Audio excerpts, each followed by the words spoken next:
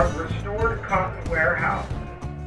In the mid-1800s, cotton was grown in inland Georgia and brought out here by train. It was stored in these warehouses before being sent throughout the world at our ports. These are now studios and classrooms for the Savannah College of Art and Design.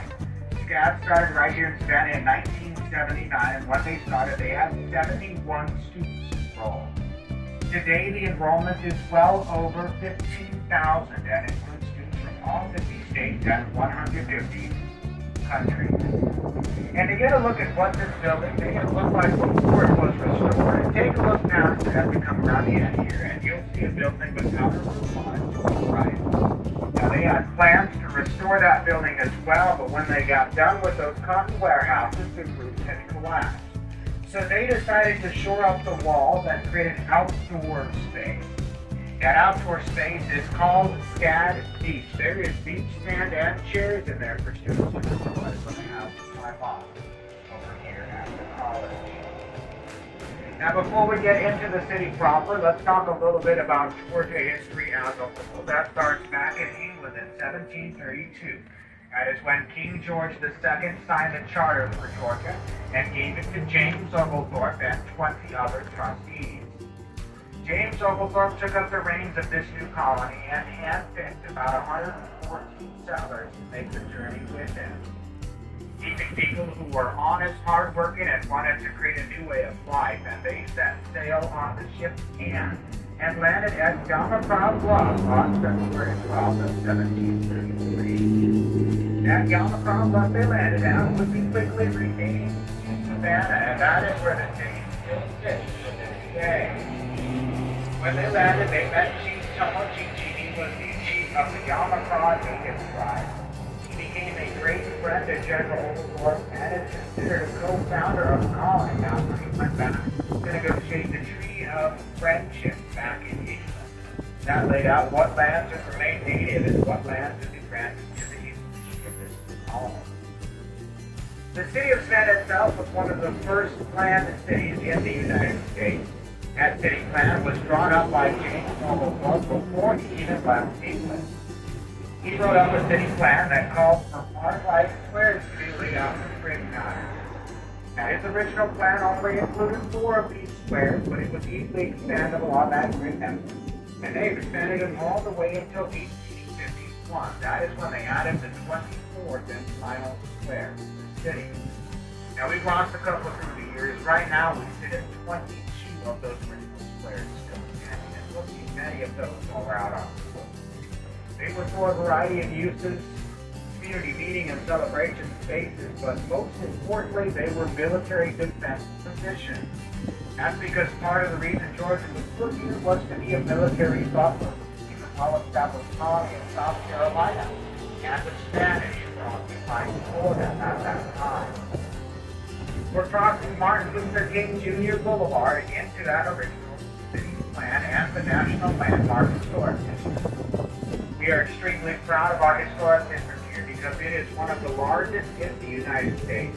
It sits at roughly 2.5 square miles of the city. The building on our right here is the Savannah Civic Center, the cultural center for the city of Savannah. That's where our art events happen, and the Johnny Mercer Theater. Johnny Mercer was a prolific singer and songwriter from right here in Savannah. He was nominated for 19 Academy Awards in his lifetime and won 4 of those awards. Now, one of those wins was for his most popular song and one of my favorites. And we're going to take a short listen because I'm sure many of you will know it too.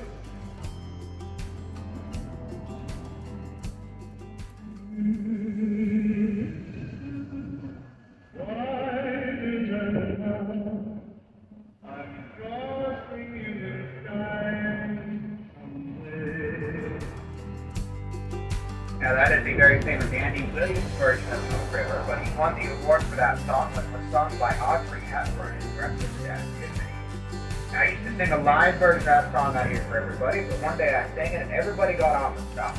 I decided I was no longer singing out here. Stop 2 is this building to our right, the Independent Presbyterian Church. The congregation at this church dates back to 1755, with the first building on this site being built in 1819. Now that was unfortunately lost during a fire, and what you see today was built in 1891.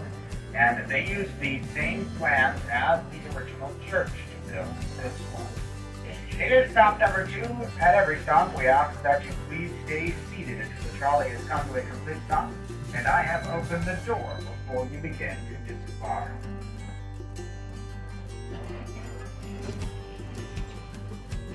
And you see, if I'd have sang for you, I'll be fighting over who's going to get off first. So these people are just upset that I did not sing. Thank you so much for joining us today.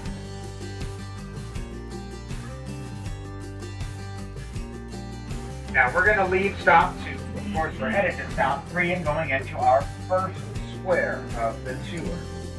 Now this is Chippewa Square. It is named for the American victory at the Battle of Chippewa. Now I want you to take a look at this end of the square at the Chippewa Square sign. This sign sits at the spot where a little bus bench once sat. And one day on this bus bench, a young man named Forrest Gump told us all and strangers his entire life story and some great life lessons that are not taught.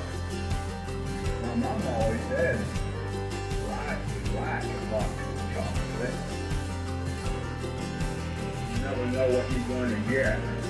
And as we come around this part of the square, you can take a look to the right, and you should be able to get a look at the steeple of that independent Presbyterian church.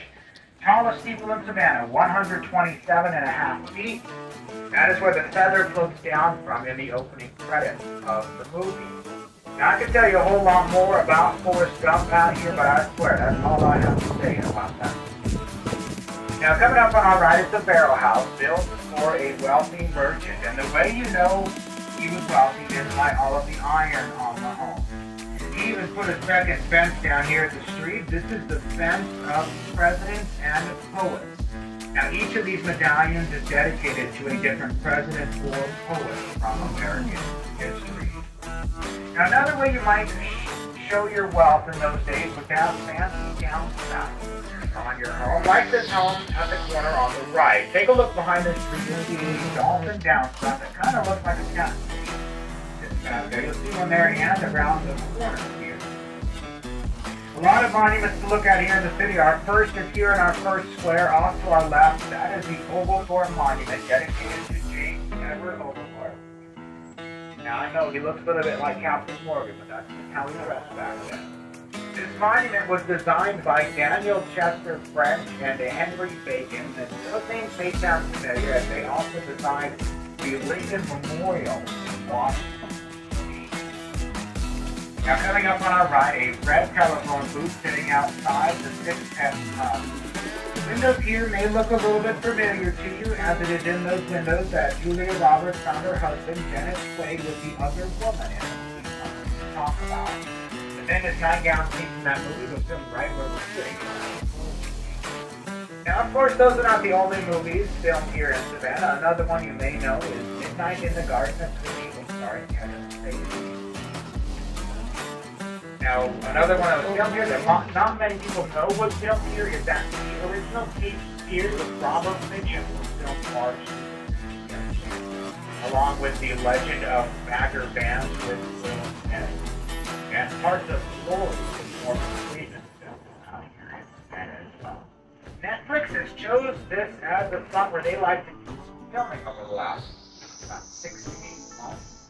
They filmed 2 shows here, both geared towards teenagers. One of those is called First Kill, a teen vampire romance drama they filmed right here in Savannah.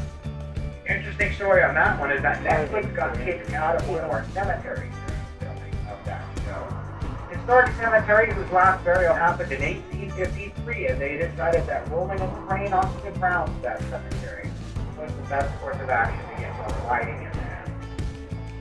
From what I've heard, they've been having some issues getting filming in the city after that election.